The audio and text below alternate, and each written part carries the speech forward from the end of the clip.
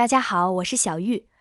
不管家里面养的是什么花，往里面撒一把进去，不黄叶不烂根，花草长得绿油油的，特别的旺盛。真的，生活中很多人都和我一样，喜欢养一些各种各样的盆栽和花花草草。但是我们发现，很多花草刚买回来的时绿油油的，也长得非常茂盛。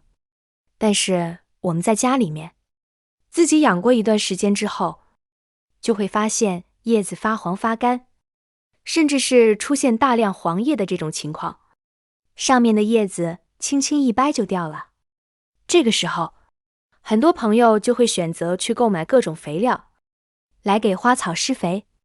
但是有经验的朋友就知道，很多人如果肥料把握不住用量的话，花草就会在几天之中，甚至出现更多的黄叶，到最后就没有一点办法了。其实，想要家里面的盆栽看起来颜色翠绿，生长旺盛，方法非常的简单。今天教给大家几招，不需要花1分钱就能解决大家的困扰。不少朋友认为我们的叶子发黄了之后，只需要把上面发黄的叶子，就可以防止其他的叶子变黄。当然也不是说这种方法一点作用没有，但是基本上是起不到太大的用处。整个根系都已经完全腐败了。遇到这些情况，很多朋友就不知道该咋办了，甚至是选择把这个盆栽拿出去扔掉。那么这样的话就太可惜了。像我们的花草如果出现这种情况的话，完全是可以挽救回来的。第一个方法用大蒜。这个大蒜并不是说用我们平时里面吃的那个大蒜，而是用它表面的这一层蒜皮。我们把上面的这一层蒜皮给撕下来。大蒜也是家家户户都非常常见到的一种食材，它可以说是一种调味品，我们平时炒菜烹饪都会用到，尤其是吃面条吃饺子的时候，大蒜是万万不能少的。但很多人把大蒜剥出来之后，蒜皮就直接当做垃圾扔掉了。其实如果你家里面有花草的话，咱们的蒜皮直接扔掉是非常可惜的，因为这些蒜皮我们完全可以用来养花。蒜皮全部剥出来之后，我们用手再把它撕得碎一点，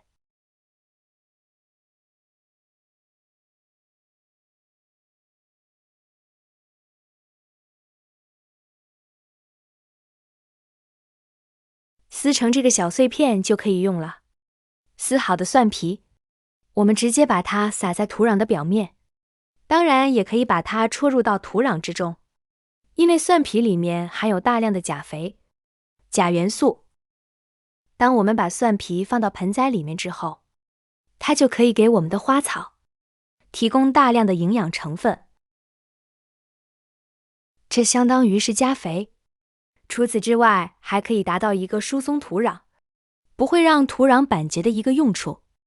这样一来，就可以让我们的花草长得更加茂盛。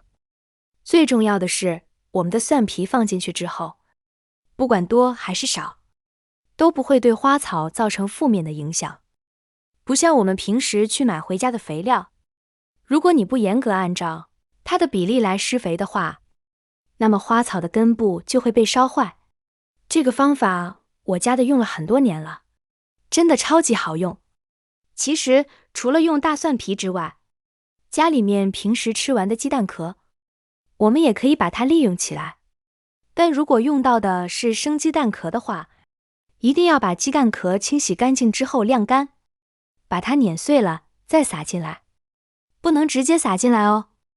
如果鸡蛋壳里面非常脏的话，也容易滋生大量的细菌，最后反而会适得其反。所以说，如果你用的是鸡蛋壳的话，一定要把鸡蛋壳晾晒干，捏成小碎粒再撒进来，千万不要记错了。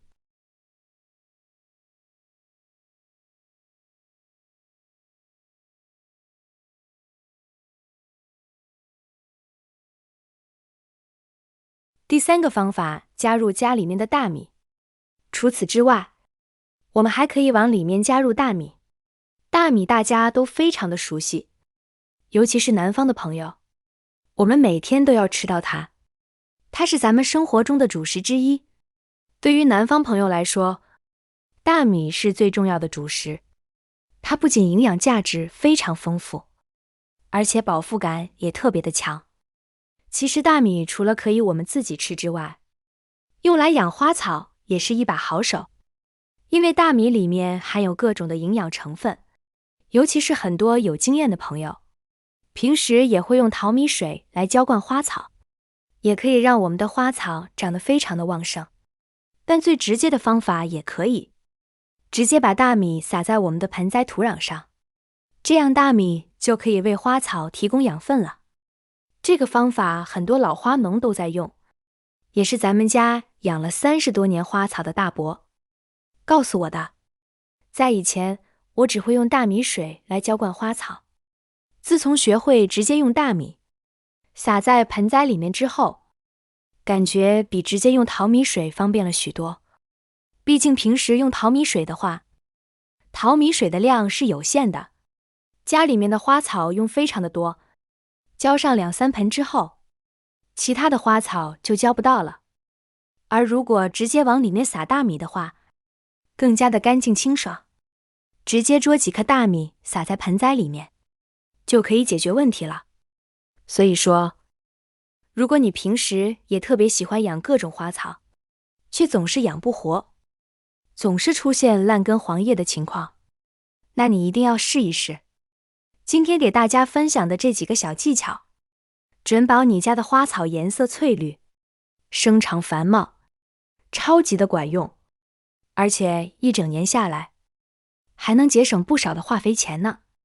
今天主要给大家分享了3个在家里面养盆栽的小方法，可以让我们家里那个盆栽变得更加的繁茂，再也不会出现烂根黄叶的情况。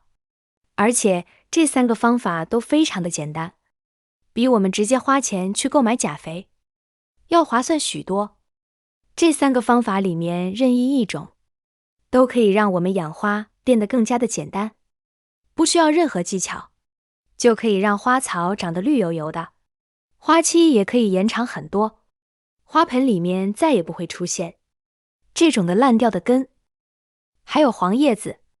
所以说，如果你也喜欢养花，却经常养不好，那么不妨试一试这3个方法。当然，如果你有其他更好更棒的方法，也可以在评论区留言，让更多的朋友知道，让更多的人受益。那么本期的视频分享就到这里了，我们下期不见不散，拜拜。